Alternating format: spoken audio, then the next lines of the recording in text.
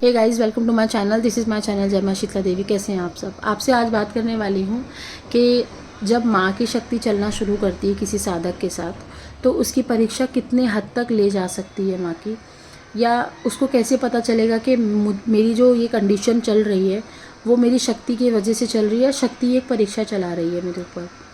ये कैसे पता चलेगा? और शक्ति ने अगर परीक्षा लेना बंद कर दिया, उसके क्या संकेत होते हैं, वो कैसे हम पहचानेंगे? ये सारी बातें इस वीडियो में मैं आपको बताने वाली हूँ, ताकि आपको ये क्लियर हो जाए कि आपकी परीक्षा सच में शक्तियाँ ले रही हैं, कोई नेगेटिविटी नहीं है आपके ऊपर।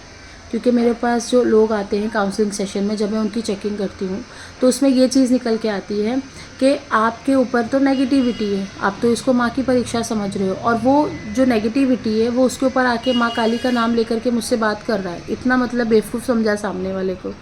तो जब पकड़ में आती हैं चीज़ें तो मैं उनको बताती हूँ, भाई ये माँ नहीं है, नेगेटिविटी है तुम्हारे ऊपर प्रेत चल रहा है, वो बात करता है और ये तुम्हारा भूख खाता है, हर चीज़ करता है तुम्हारे साथ। तो उसने बोला हाँ मुझे बुरे सपने भी आते। तो मैंने बोला माँ रहेंगी तो बुरे सपने आने ही नहीं देंगी।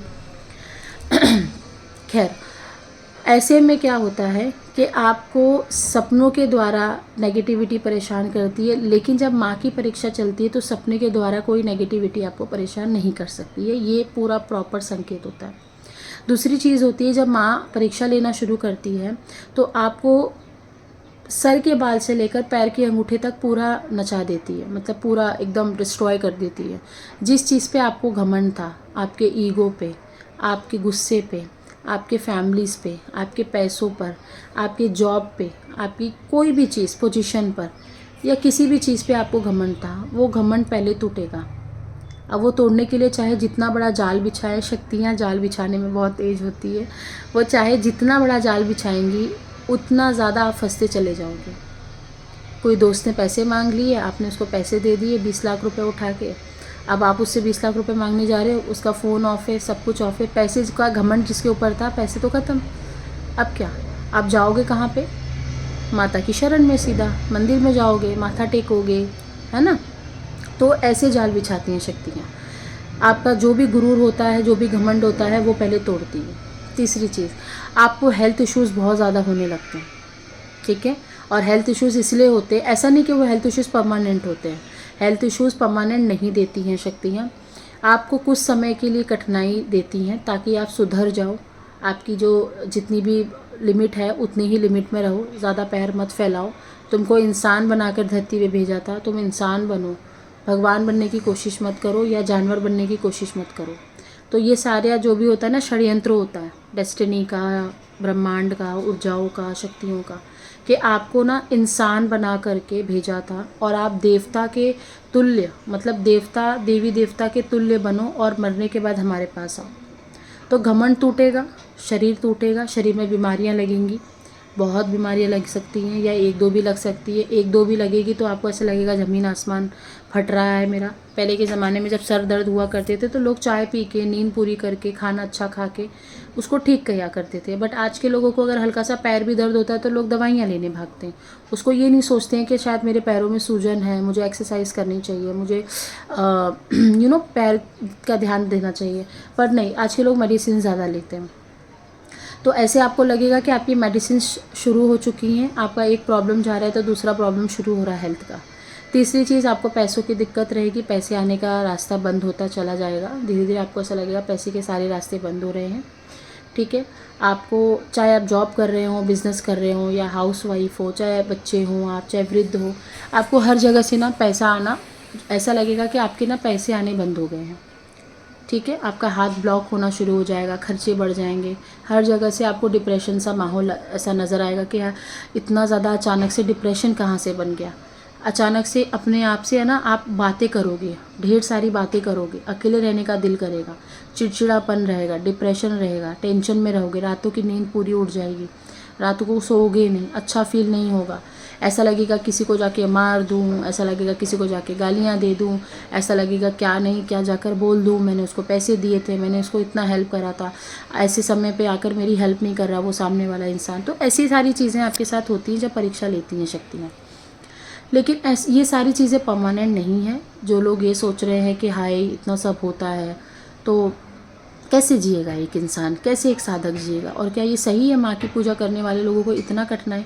हाँ सही है, क्योंकि इंसान ना बहुत बेकार हो चुके हैं आजकल के, ठीक है। इसीलिए शक्तियों ने ना डंडा उठा रखा है ठीक करने का। एकदम सही करती हैं शक्तियाँ। एक समय था जब मैं भी ऐसा सोचती थी कि इतना प्रकोप, इतना टेंशन क्यों, किस बात की सज़ा, मैं भी ऐसी सोचती थी।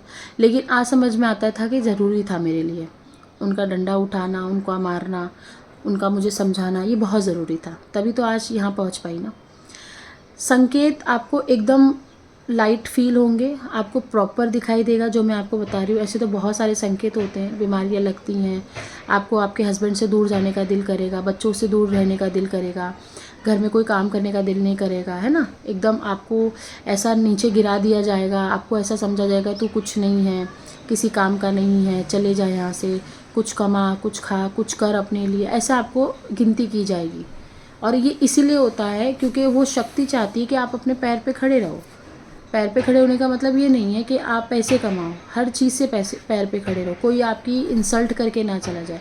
कोई कोई होता है ना बेचारा बहुत इमोशनल होता है, कोई गाली दे रहा तो सुन के ले लेता है।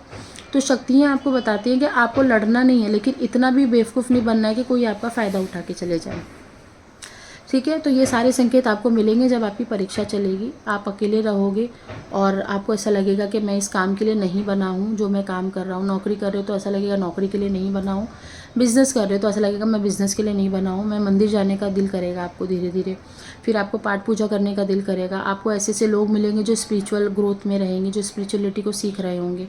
आपको बड़े बड़े सिद्धपीठ मंदिर जाने का मन करेगा, काशी, मथुरा, बनारस, पता नहीं कहाँ कहाँ ऐसा लगेगा घूम के आ जाऊँ। तो ये सारी चीज़ें आपके अंदर से कोई बैठ के आपको गाइड कर रहा होता है। हालांकि नेगेटिविटी भी अगर किसी के ऊपर है तो कहीं ना कहीं इसमें से आपको 50% जो संकेत मैंने बता रखे हैं ये आपको फील होंगे ही होंगे।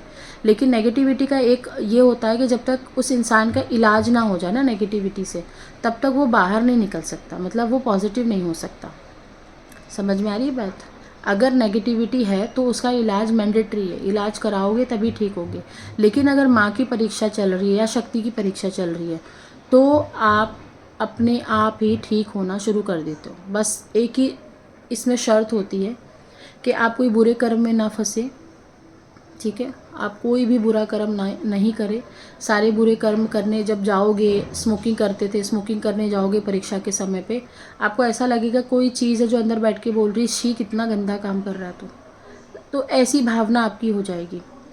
तो ये नेगेटिविटी जो होती है वो बोलती है और स्मोक कर, लेकिन जब पॉजिटिविटी होती है वो अंदर से बोलती है कि हे क्या कर रहा है, क्यों कर रहा है, मुझे क्यों नहीं पूछ रहा, क्यों नहीं आ रहा मेरे पास। ऐसे आपको अंदर से बैठ के कोई गाइड करेगा।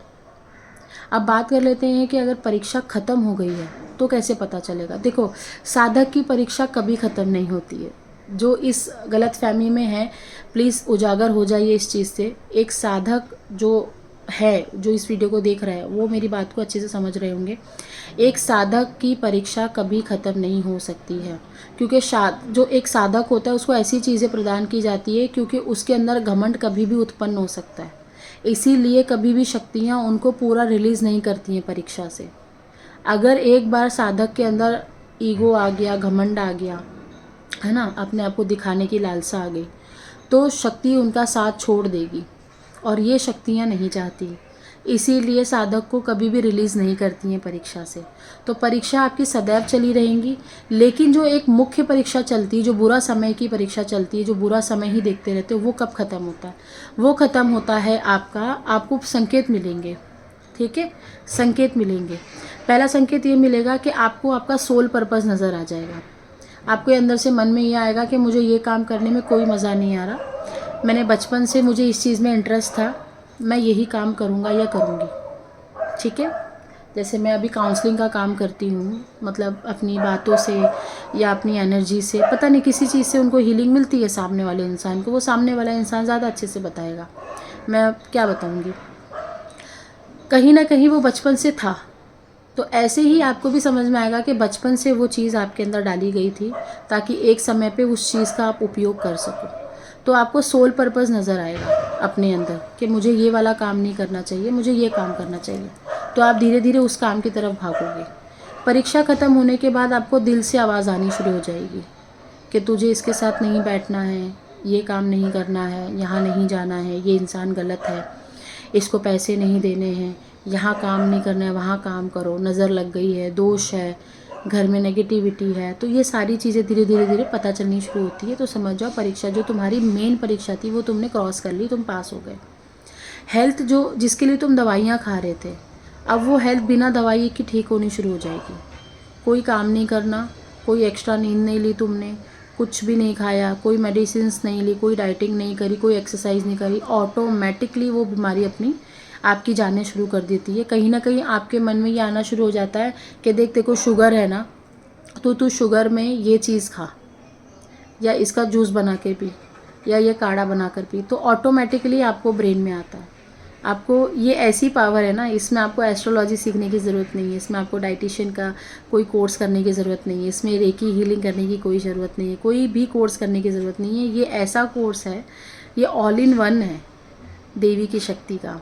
मतलब अगर आपने माँ को प्रसन्न कर लिया, या आपने अपने ऊपर इष्ट देवता जो आपके बैठे उनको अगर आपने प्रसन्न कर लिया, तो आपसे जो बंदा सामने से आकर पूछेगा, आप बस उसको यही बोलोगे, हाँ भाई ये कर लेना तो ठीक हो जाएगा।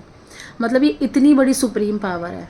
लोग कितने सारे कोर्सेज करते हैं, कितने पैसे वेस्ट करते हैं, लेकिन कोई फ़ायदा नहीं, फिर कहीं ना कहीं आके अटक जाते हैं।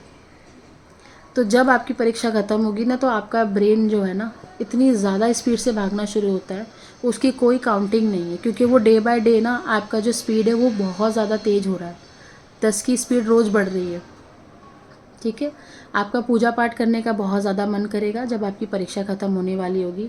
परीक्षा ख़त्म होते ही आपको ऐसा लगेगा कि आपके शरीर से बहुत बड़ा बोझ जो है वो हल्का हो गया। रात को नींद आएगी लेकिन कम आएगी। पहले नींद बिल्कुल नहीं आ रही थी, डिस्टर्ब हो रहे थे तबीयत ख़राब होने की वजह से। अभी आपको नींद आएगी लेकिन 4 बजे आपकी आँख खुल जाया करेगी रोज़, एवरी डे। रोज़ आपको 4 बजे आपकी आँख खुल जाएगी और आपको कुछ ना कुछ अच्छा महसूस होगा, ठंडा महसूस होगा और आपको फ्रेश लगेगा। जैसे अगर एक साधारण इंसान को उठा दूँ और उसको बोलूँ 4 बजे उठने के लिए, वो नहीं उठेगा। लेकिन जिसके ऊपर शक्तियाँ होती हैं वो 4 बजे उठेगा, उसको ऐसा लगेगा अरे मैं तो अपनी दुनिया में पहुँच गया हूँ, मुझे नहीं जाना घर से बाहर 12 बजे दोपहर में, या मुझे नहीं काम करना, मुझे ये वाला समय चाहिए अभी का, सुबह का 4-5 बजे का। तो ये सारी चीज़ें होती हैं। जाप करने का दिल करेगा, देवता से देवी से बात करने का दिल करेगा, अपने बारे में खोजना शुरू करोगे कि मैं कौन हूँ, कहाँ से आया हूँ, यहाँ इन लोगों के बीच में क्यों बैठा हूँ, मैंने ऐसे कौन से कुकर्म करे थे जो मेरे को इतना ज़्यादा स्ट्रगल झेलना पड़ रहा है, मैंने ऐसा कौन सा पाप करा था जो मैं देवता के पास, देवी के पास नहीं हूँ और आज इंसानों के शरीर में आकर बैठा हूँ। मेरा ऐसा कौन सा पर्पज़ है, मेरा ऐसा कौन सा लक्ष्य है जिसको करने से मैं वापस अपने प्रभु के पास चला जाऊँगा और वापस यहाँ नहीं आऊँगा। मतलब आपको ना इस दुनिया से घृणा होने लग जाएगी। आपको ऐसा लगेगा कि नहीं, मुझे ये नहीं चाहिए, मुझे एकांत चाहिए, मुझे ब्रह्मचर्या चाहिए। आप ब्रह्मचर्या खंडित नहीं करोगे, बहुत मेंटेन करने लग जाओगे। मुझे ब्रह्मचर्या चाहिए, मुझे कोई परिवार नहीं चाहिए। एक समय पे ये बहुत ज़्यादा हाई लेवल पे लगने लगता है। मेरे पास आते हैं ऐसे लोग, मैं उनको बोलती हूँ अभी आप गृहस्थ जीवन में हो तो माँ से एक दरख्वास्त रखिए, एक अर्जी लगाइए माँ को अपने घर में कि माँ तू भी चाहिए और गृहस्थ जीवन भी चाहिए, तो मैं दोनों को साथ में लेके चलूँगा, बस तेरा आशीर्वाद मेरे पास रहे। तुम उसको माँ की तरह ट्रीट करो, उनको माँ की तरह प्यार करो, वो आपको बच्चे की तरह प्यार करेंगे और ये भी समझेंगे कि तुम्हारा गृहस्थ जीवन भी है। तो शक्ति को जिस तरीके से आप चलाओगे, शक्ति उस तरीके से चलती है ना। आप अपनी शक्ति छोड़ के बाहर की शक्ति चलाओगे तो कोई भी फ़ायदा नहीं है, कुछ भी फ़ायदा नहीं होने वाला। तो ये चीज़ का आपको ध्यान देना है। अभी और भी बहुत सारे संकेत होते हैं, वीडियो लंबा हो रहा है इसलिए यहाँ पे कट कर रही हूँ। लोगों को समझाइए कि कहीं पे भी जाके कुछ भी उल्टे सीधे काम ना करें, अपनी शक्तियों को ऐसे जाया ना करें, और जो शक्तियाँ लेकर घूम रहे हैं उसके अंदर एक अलग से विश्वास होता है कि एक ना एक दिन ज़रूर सब कुछ ठीक हो जाएगा। ठीक है, और सच में ठीक होता है। आई होप आपको चीज़ें समझ में आई होंगी। और भी बहुत सारे संकेत हैं और कभी एक बार और वीडियो बना के वो भी बता दूँगी। तब तक के लिए बाय बाय।